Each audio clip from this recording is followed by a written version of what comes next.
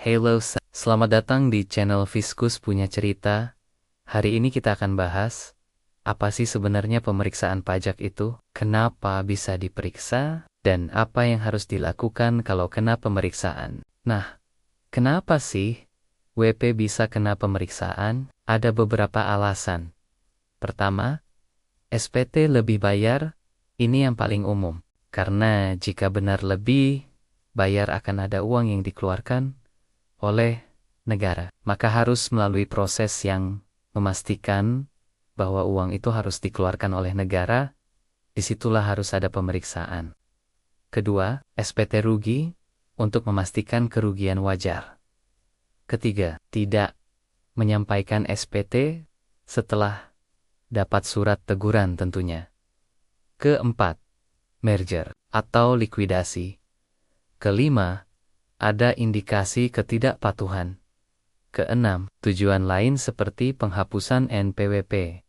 Yang penting diingat adalah pemeriksaan, bukan berarti WP pasti salah. Ini bagian dari sistem perpajakan self-assessment untuk memastikan kepatuhan. Bayangkan, jika kita punya toko yang kita percayakan ke orang lain, lalu kita sudah ada perjanjian untuk bagi hasil 0,5% dari omset tiap bulan, misal seperti PP 23 untuk UMKM, pasti sesekali Anda ingin memeriksa apakah omset yang dilaporkannya sudah benar dan apakah benar uangnya sudah Anda terima. Seperti itu pula pemeriksaan pajak.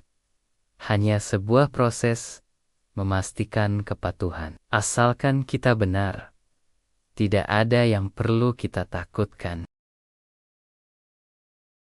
Bagaimana proses pemeriksaannya? Pertama-tama, WP dapat surat pemberitahuan pemeriksaan. Ini biasanya disampaikan secara langsung ke tempat wajib pajak, atau disampaikan bersamaan dengan panggilan ke kantor pajak. Lalu kedua, akan ada pertemuan pertama di kantor pajak untuk perkenalan tim pemeriksa, dan juga jelaskan hak serta kewajiban dari pemeriksa, dan juga wajib pajak juga tanda tangan fakta integritas.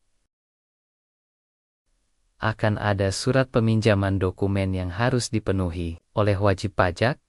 Untuk ini diusahakan dilengkapi sebisanya ya. Sepanjang belum lengkap, maka akan ada surat peringatan 1 dan surat peringatan 2.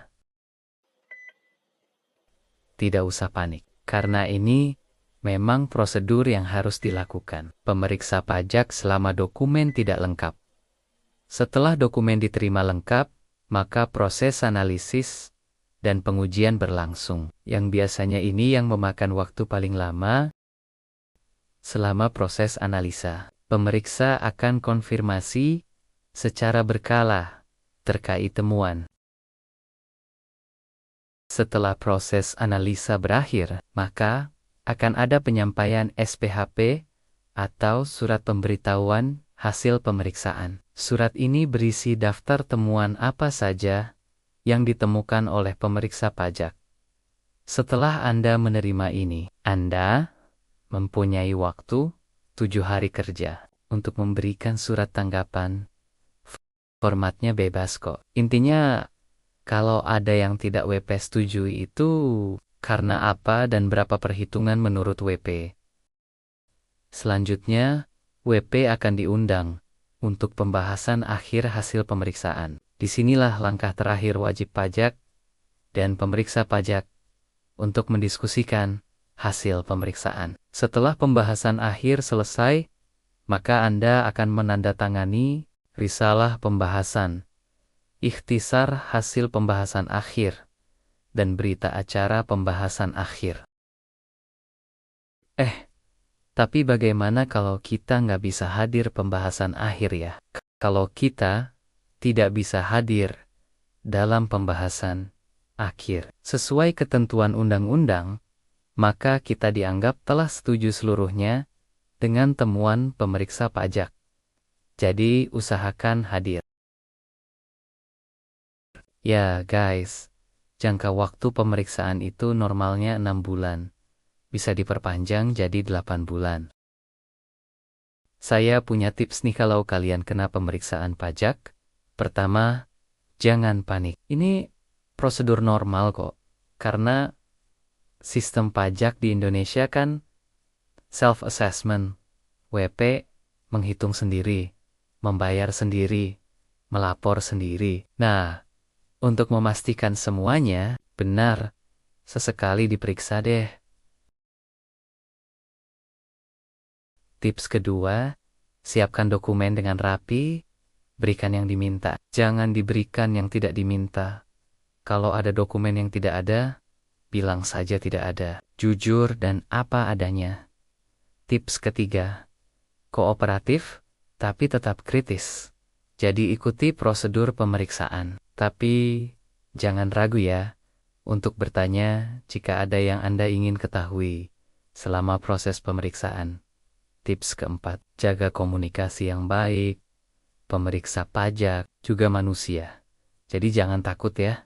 Kalau ada yang nggak dimengerti, silakan ditanyakan. Kalau ada yang tidak setuju, silakan diutarakan. Kalau perlu, minta bantuan konsultan pajak atau tanya account representative Anda. Yang penting jujur dan terbuka. Ya, prinsipnya kalau kita nggak salah, maka kita nggak perlu takut. Nah, itu dia penjelasan singkat tentang pemeriksaan pajak. Semoga membantu teman-teman memahami proses ini dengan lebih baik. Jangan lupa like, comment, dan subscribe untuk konten perpajakan lainnya. Sampai jumpa di video berikutnya.